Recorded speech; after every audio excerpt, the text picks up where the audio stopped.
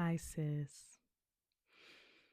Doesn't it feel good to know that I am not competing with you? Doesn't it feel good to know that I want you to win, that I'm rooting for you? And not only am I hoping and praying, I am expecting you to get everything that you want and then some. I want you to have all of the professional accolades that you want to have. I want you to have the secret things that you don't even tell people about that you're going to do when you get to wherever it is that you're getting to. I want you to have the praise and recognition. I want you to have the things that you want to keep quiet for yourself. I want you to have the workspace that works best for you and makes you feel like you can thrive. I want you to have somebody to cook you nice meals and rub your booty at night. I want you to win. Do you understand? I want you to win. I want you to win. Double most especially if you look like me. Because I really believe that your success is my success, and competition in this regard is actually made up. If we're actually here to tell stories, the more of our perspectives there are, the better. And I know that we as Black women are so literally colorful and multifaceted, and that our experiences are so nuanced that we deserve so much more in terms of the representation and the access to all of those stories, all of those multitudes of experience, all of those subtle differences.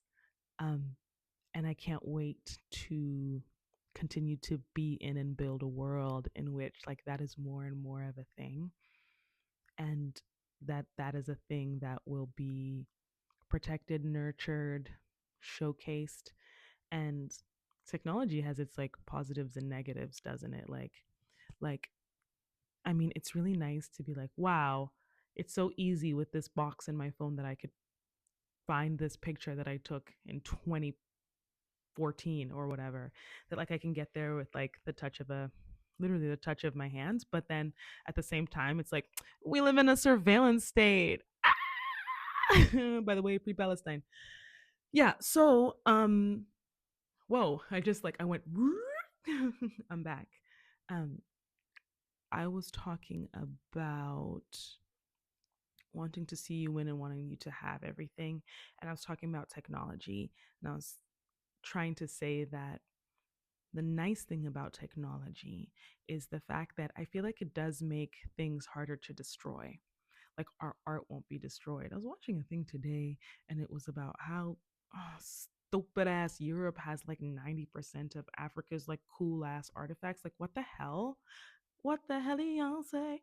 More on that another time. But I feel like the theft and the erasure of our stories, I don't know, I just have a feeling that the time that we are creating now, because we are recording so much, and because these digital files and representations of my voice and face and vibes and sparkle, the fact that this already exists in many different places and that I could never get that back to its source, there's also a positive of that. And I'm excited to be in this really expansive chapter with you. I'm excited to be here with everybody, but if you look like me, I am extra triple bazillion percent excited to be here with you. Um, I was thinking to myself today, okay, Makambe, so what is it that you like the most about stories? You're a storyteller. What is it about stories that makes you go, oh, this is for me? And I think it's really about the fact that stories foster connection. And I love connection. I love safe connection through difficult times, through moments of conflict. Have you ever been in a fight with someone and you were really passionately disagreeing, but at the same time it was clear between the two of you that it was I love you down. I fucking disagree with you about this and I want to strangle you a little bit, but even though we are going head to head right now, I love you down. That kind of connection. Of course, it's easy to talk about connection when we are getting along, but like that type of connection where it's like don't anger me, like when you're really upset with someone, or even just like really really hurt or devastated, but you can still go I love you down. That sinew, that in between juicy goodness, I think that that is what stories create and generate and remind us of and keep sacred and reawaken and like strengthen. And I think that that's something that we really desperately need as human beings. And a downside of all of the technology of this day, babes, is the fact that we're not actually as connected as we used to be. It's quite sad. We feel like we are because we're on Instagram and Facebook or whatever it is. I used to people still on Facebook. Me, I don't have Facebook anymore. Me, I don't. I'm in the future. You old people remain in the past. Remain in Facebook. No, someone hacked my account and I couldn't figure out how to get back into it. And also, these platforms don't care about us. But anyways, these platforms kind of create this fake sense of connection, but like that actual juice that really connects us and helps us see one another, we have lost that completely. That's why so many of us are so anxious. That like you can go through so much of your life, especially let's say if you work from home or you work solo, you can go through so much of your life even still getting like all your needs met and not interacting with another human. And I don't think we're designed to do that. Like you don't even have to, you can literally order pretty much everything to your house.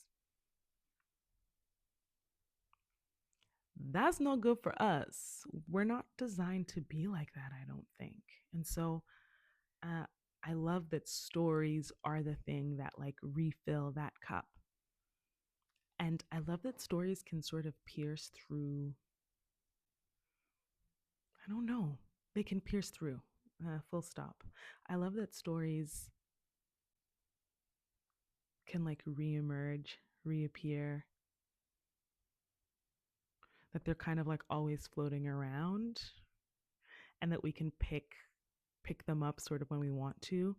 Um, Obviously, I'm a playwright, but right now I'm working at an institution that is built on doing classical, like old ass texts. And it's interesting, like, yeah, to just think about, like, okay, here's the story that we're telling, and to realize that this story has been told for hundreds and hundreds of years is funny, but I'm really cluing into the fact that like this story itself has survived for all of these hundreds of years. Like I always used to sort of think of it as like we are telling a story, like we're doing something that people did 400 years ago, and now we're the bazillionth people doing it, and like who cares? Um, and I have rebalanced some of that perspective to be like, if the story itself has a soul, that soul is like living its life.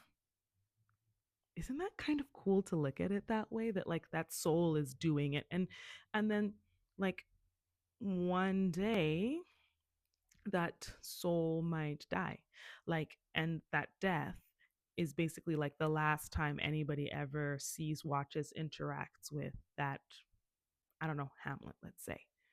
And that soul of that project might last for another 3,000 years or 200. Like I have no idea, or we could stop tomorrow, I don't know.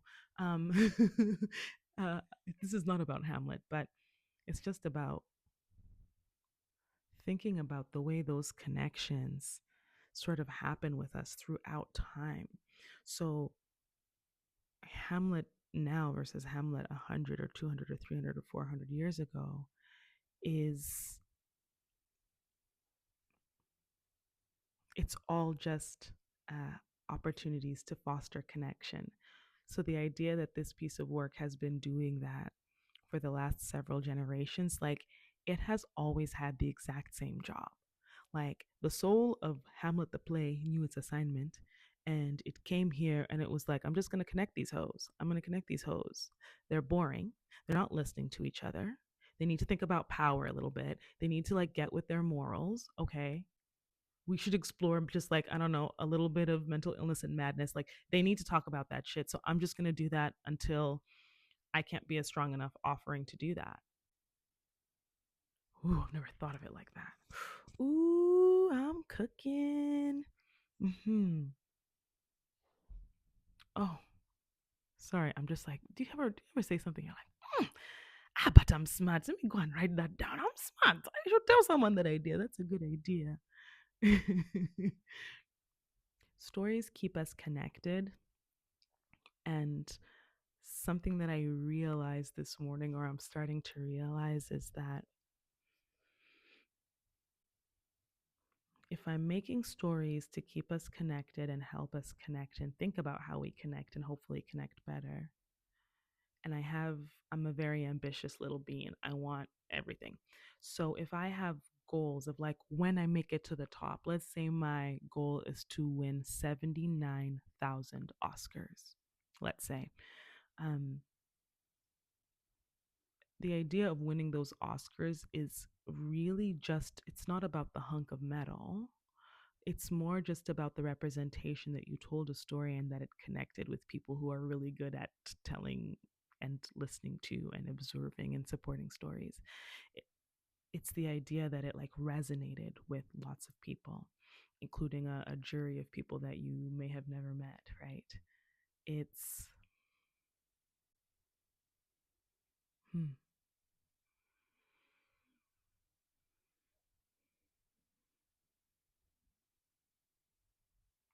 there's so much in my brain that I want to say, and I'm so excited. Thank you for being patient with me.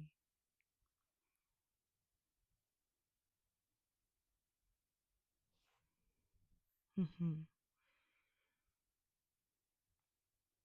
My intention is to get to the top, which is defined by me.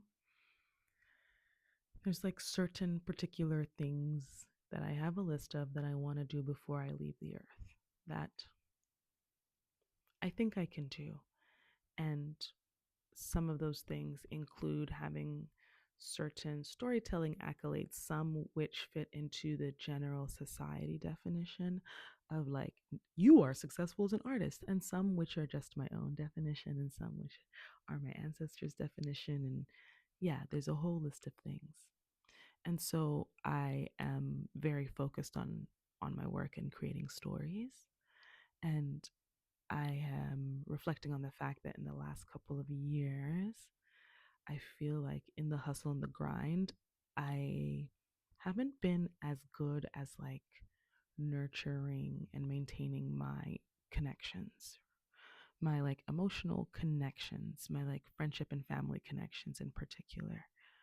And there's a way in which I would sometimes be like, oh, kind of like sacrificing those relationships, not wanting to, of course, but it was more about like uh not prioritizing, which is actually I think quite a privilege because it shows how secure I felt in so many of the connections around me, many of which I still have.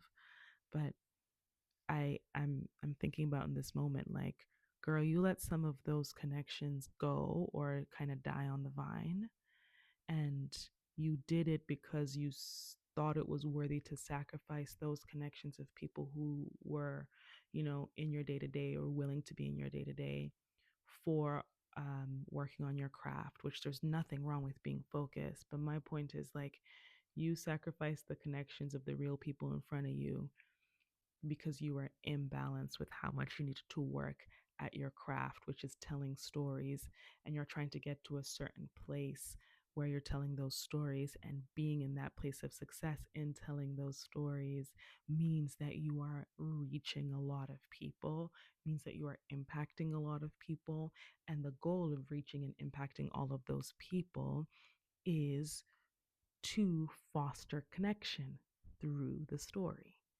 So how does it make sense if you're not also actively practicing those connections in your regular schmegular everyday life? Not me reading myself to filth in the shower, ironically. You know, you just have an aha moment, you're like, oh shit. Oh, Oh shit, that's me washing myself because I was in the shower. Get it? Oh, I'm funny. But yeah, I think about the fact that connection is the reason that we are telling stories. If you are telling stories on the vibe that I'm on or on an adjacent vibe, then that's what you're here for. Some people are here to tell stories because they have their own reasons, and I'm not going to talk about them. But if we come here for a connection, sis, can we better connect right now? Here's the thing. I know that I'm going to get to where I need to get to, and I know that you're going to get to where you need to get to. And those places are similar in a lot of ways. Like they are going to be within proximity of one another, I think. So, my thing is, like, why don't we just like do really good connectioning right here and right now? Like, why don't we practice the energy of the thing that we are trying to do when and to get to those plateaus, not in a bad way, like those peaks that we are wanting to go to? Why don't we celebrate each other even more? I want you to be proud of me, sis. I want to make you proud. I want to make you so proud the way that you make me proud. And I want you to be like for real proud of me, not this one for ah just pretend you're proud, because if you're not, if you don't say the right thing, people will be suspecting. Now no, like I want you to be for real proud of me. When you see my face on a poster or a magazine, I want your chest to puff up. Like I want you to be like, yeah, that's my girl.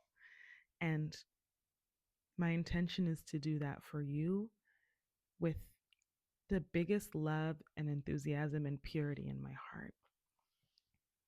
I commit to you that I will always continue to do the inner work to the best of my ability to be able to make sure that I am resolute, self responsible, understanding, and clear enough that I can really come in and really show up in that energy for you genuinely. Like, what if instead of going side by side to where we're going, like, what if we actually just went together? Because I think the gag is we're actually already doing it anyway. Anytime I see you do something, I realize it's more possible for me. And anytime someone sees us doing something, I think they realize not only what's possible for us, but themselves. And so I think it's like a win, win, win, win, win, win, win all the way through. I think that there's space for us to really use our gifts and our love languages to support each other in this work. And I want to share about one of mine. So I think that one of my superpowers is to be able to dissect, create, rearrange, and interpret story. Duh.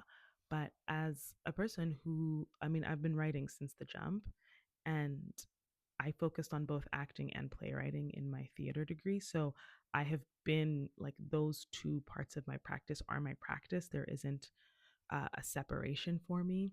And I love the way the more I learn about one side of that practice, the more that it informs the other. And I'm really, really like obsessed and almost can be like surgical with picking out stories. So, something that my brain is good at doing is to say, okay, so you're writing a story about a high school guy and girl, and it's over the course of this story, they're going to fall in love. Okay. My brain is really good at like running like an algorithm to go, okay, great. If you put their first kiss in scene 4, then what you gain in terms of where you can take the story is this, this, this, this, and this. And what you lose if you do that is this, this, this, and this. Or if you put their kiss in scene 15 of the movie, what you gain is this, this, this, this, this, this, and what you lose is this, this, this, this, this. If you put it in the center, like what are the things that you gain and what are the things you lose, and what does that tell an audience? Like, I don't know why I'm really good at that, but like I don't know why I'm really good at that. I a little bit know because I studied and I worked on it, but I also don't know why I'm really good at that. And it's a superpower that I would love to support my sisters with. Um, so I am offering a couple of opportunities to work with me one on one if you're about that life and if that's in alignment. So basically, the offerings are the first is script consultation slash dramaturgy. This could look like, Makambe, I wrote a script and I want you to give me some notes or just talk to me about it. Or, Makambe, I wrote a script and I'm really, really going for an epic underwater romance. Do you understand the secret metaphors that I'm going for with the underwater romance? And am I hitting that? Or it could look like, Makambi, I've written a draft of a thing. I want you to give me your first impressions. Uh, I also love to hear what a writer's intentions are and get really, really clear about them. And I'll ask like a lot of times. I'll ask a lot of times just to make sure I'm super clear so that I can make sure that I'm putting my ego aside. Ego in the sense of like, well, this is how I would write the play, you know? Like I really try to make sure that I'm on track so that like me and the writer are on the same page about being like, okay, what exactly is it that you're going for, such what you're not going for. And we can figure that out together. But my point is anything that has to do with basically getting feedback on an existing script and perhaps like say you want to put subtle romantic themes in your underwater play and uh, I'm reading that and I'm not getting it, I will offer you suggestions and ideas as to how to make that clearer or stronger. So that is what dramaturgy could look like. The second thing is something that I've done a couple times recently by accident, and I was like, oh, I think I love this. So I'm basically offering writing coaching. This is for you if you're like, girl, I have the best idea in my head, but to sit down and to write it, I'm struggling. I'm suffering. Me can't do it. Like, if you want to write something, but you kind of don't know where to start and you don't know how to get yourself to a full draft because that is intimidating, I would love to walk you through that. It's turning out to be maybe one of my favorite things in the world. I know what it's like to have an idea and to feel like you can't realize it. It's not only frustrating, it's painful. And I know what it's like to be like, I don't know where to start. Like, even if you can discipline yourself to like sit down at the table and just be like, I am writing today, it can be really tricky.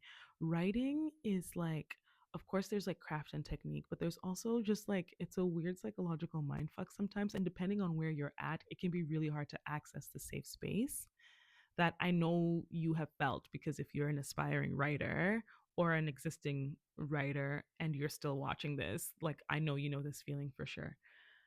Like it can be so painful to not realize that. So in a writing coaching, what that would look like is that we would basically get together, talk about your idea. If you have existing pages, that's great. Or if you're like, I literally don't, I have nothing, I just have an idea. Like we'll talk you through the idea, we'll get you an outline, and then basically we'll meet over the course of a few months and I'll give you homework. And so oh, I don't like the energy of the word homework, but like that's what it is. Like I'll give you assignments and prompts. And so as long as you do your part and like finish those prompts and do that homework, even if it's like the shittiest version of it, then we will get you to a first draft. Because what the hardest thing is sometimes is actually just getting it all on paper. Because we can sometimes start doubting ourselves or like being like, oh, but does this actually make sense? The writing process is messy, it's vulnerable, even for people who have been doing it for a long time, it's still quite difficult. Um, it doesn't have to be, but what I'm saying is that don't feel bad if you're like, oh, I'm not like people who can sit down and write. Even some of us who do that for a living, sometimes we suffer, okay? But throughout my practice, I've learned some tips and tricks that I would love to share with you.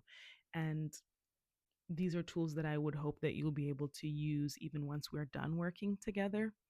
But um, other than that, sometimes we just like, even if you're writing a thing by yourself and the only name that's going to be on the thing is yours, it's still a collaborative process. Like you still need other humans. And what it is that I would be doing in that dramaturgy or a script consultation or writing coaching is that I would be doing connection with you.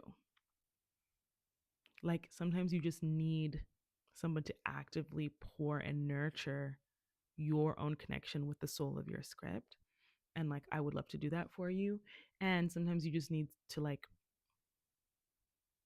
connect with another human, like be in community, because that'll help keep you open.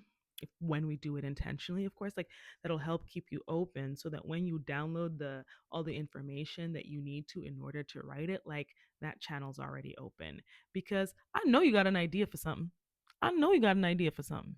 I know you don't even lie to me. I know you have an idea for something. Um, and like I love to believe that those ideas come from somewhere and that that somewhere is beautiful, sacred, and is rooting for you, and that each story is a soul and it wants to come and just like have a little rendezvous with you, and you in particular. So this thing of no, but maybe I'm not the right person to write it. Sis, if you got the idea, it's write it. It's for you to write. And especially if it's one of those ideas that you've been thinking about but it's been bothering you, it's like, if you're like, oh, I've always wanted to write because the idea is not leaving you, because it literally wants to come through you. It needs to come through you. And I heard, whoa, stretch. I heard this really beautiful sentiment today, um, which was like, it's selfish to hold back your gifts. It's selfish because people want your story. People are mad. We are manifesting. Like, if you are like, I've always wanted to write a story about a unicorn glasses wearing mystical creature. Oh, this is going great. Who speaks Spanish as a third language and loves tapioca, and how this creature does adventures on the moon every night while its mother is sleeping because it's looking for vibranium from Black Panther. I don't, whatever your idea is. Um, also, if that's your idea, please let's write that. That sounds crazy and I love it. But whatever your idea is, it's coming through you for a reason. I couldn't write that. And I'm using that as a very wacky example, but some of you have such a specific idea. You've even started building the lore of your magical kingdom. Like some of you, don't play with me. I know who you are. And you know who you are because that's why you're still watching the video. Um, that story needs to come through you. And like we as a collective are trying to manifest that story through you. That's not my idea. I heard it on a channel called I Understood and it blew my freaking mind balls. The idea that the collective is dreaming through you, the idea that the collective consciousness is like, we really need a story that's going to help us foster this kind of connection or experience this kind of connection or think about this kind of connection, you know? And like people are trying to are manifesting that story through you, and here you are blocking yourself, um if that sounds like you and you want some support on getting through that, uh yeah, send me an email. I would love to talk. uh yeah, I think that's all that I wanted to say. Yeah, I love you and I'm really proud of you. And thanks for being here, and thanks for having a sweet, squishy, complicated, complex, nuanced, twisty, tender little artist heart. I love you. Bye.